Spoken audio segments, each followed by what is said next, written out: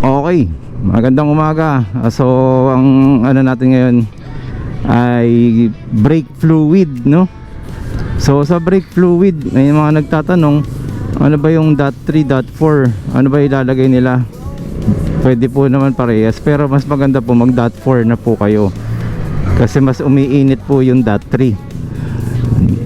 So yun po yung pinagkaiba niya ng umiinit.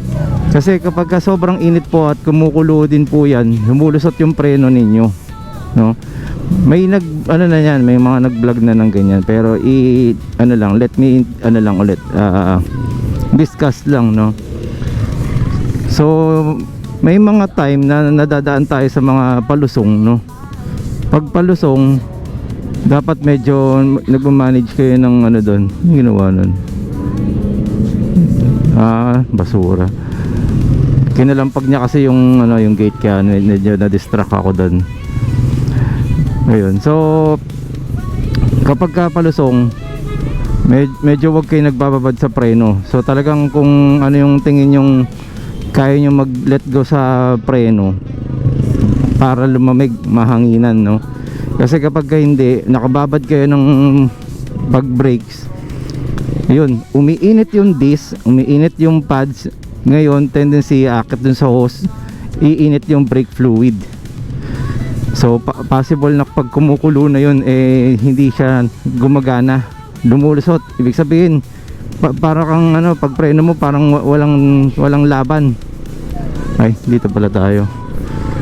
Okay, dito tayo dumaan ngayon para bukod sa maiba naman. Sabi ko nga, ako kasi hindi nyo basta makikita sa kalsada na paulit-ulit doon ako nadaan. Ano tayo, iba-iba ang dinadaanan natin. So yun, so sa brake fluid, mas maganda yung mga .4 pataas. Sa karera nga .5 yung ginagamit kasi yun hindi masyadong ano kagad, saka ano, intense yung sa high speed. Kasi pag pumipreno ko talagang mayat maya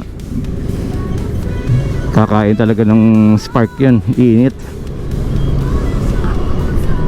And then yung sa mga tipong ginagamit ninyong ano, gulong,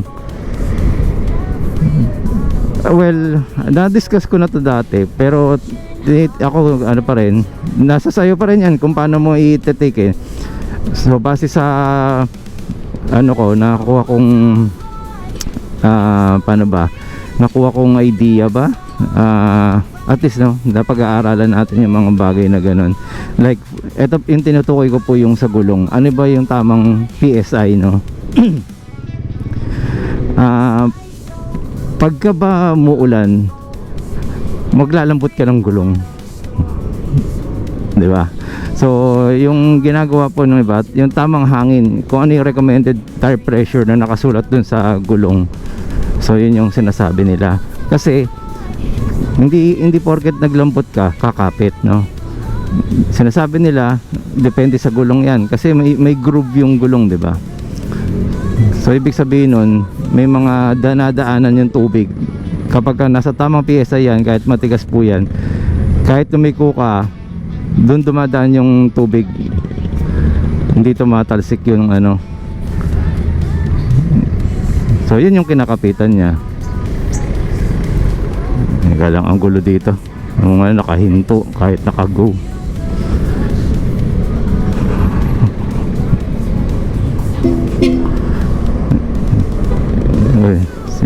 Bilala ko yun. So yun, dito tayo dumaan, chill.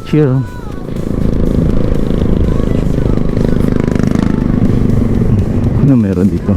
Accent Tower. Okay, so dito naman tayo dumaan, nag-congressional tayo, nag-short turn tayo palabas ng congressional, then dire-diretso tayo sa congressional. Mas malayo, yes, pero yung nakaka-feel tayo ng hangin kahit paano. Then mag-u-turn tayo dun. Pwede pala dun para kaliwa. Hindi, mas gusto ko na mag-u-turn.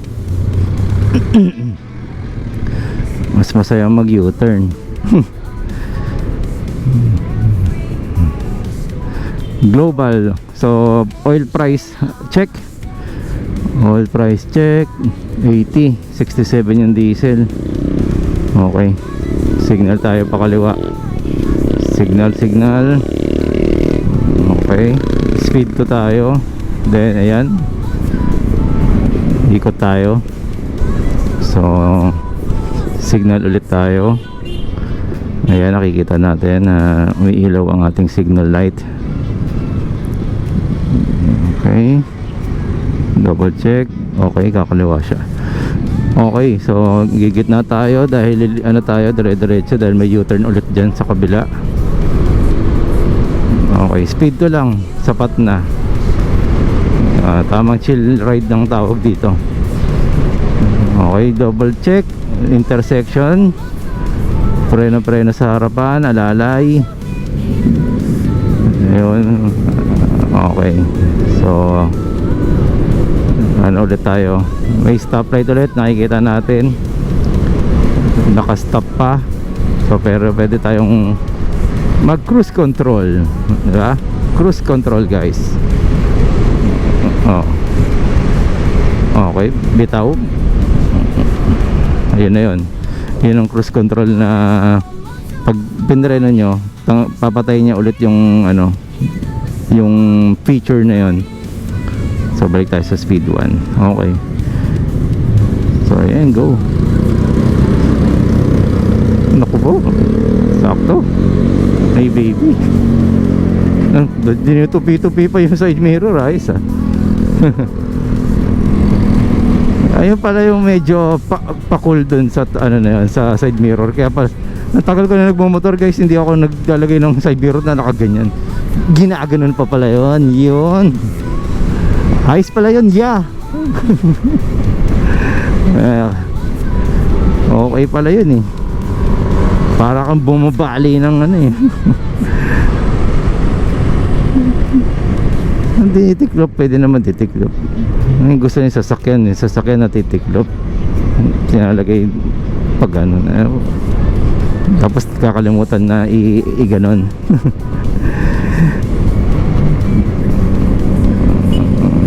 Madali yung tricycle. Oo, parang ka ba naman na naghahanap ng lugar. Okay, so dito na lang guys, at yun po muna ang ating ano, talakay. So comment lang kayo kung meron kayong gustong marinig kung paano ko siya iti-take. Iba-iba pa rin po yan ha. Hindi po tayo professional o ano, based on experience po tayo, no. Hindi po tayo nag-endorse ng kung anong hindi natin nasubukan.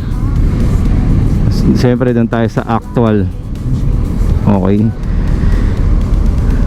ayan, so didistansya tayo, nakatutok tayo sa bus pero wala tayo sa ano, sa tambucho. Naglalagay tayo ng space natin para sa kung sakaling magkaroon ng collision, nasa gitna tayo, no, makakadaan pa rin tayo.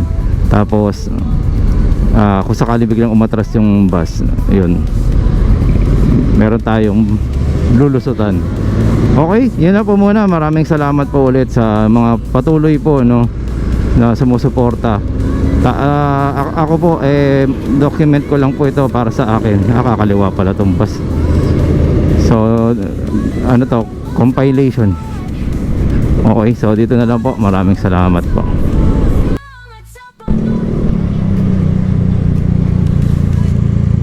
Let's get it on. Daming sasakyan. KS Infinity.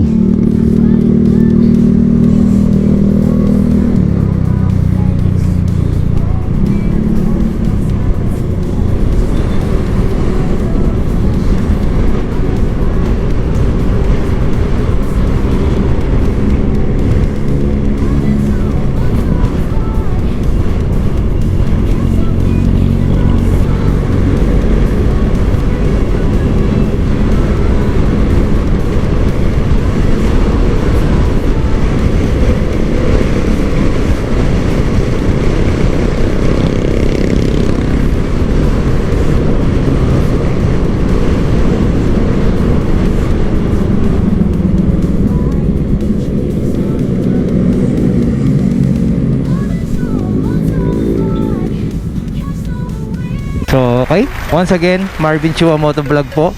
Maraming salamat po. Salamat din po sa mga nag-subscribe. Subscribe, okay. Bulol pa, no? Ayos naman.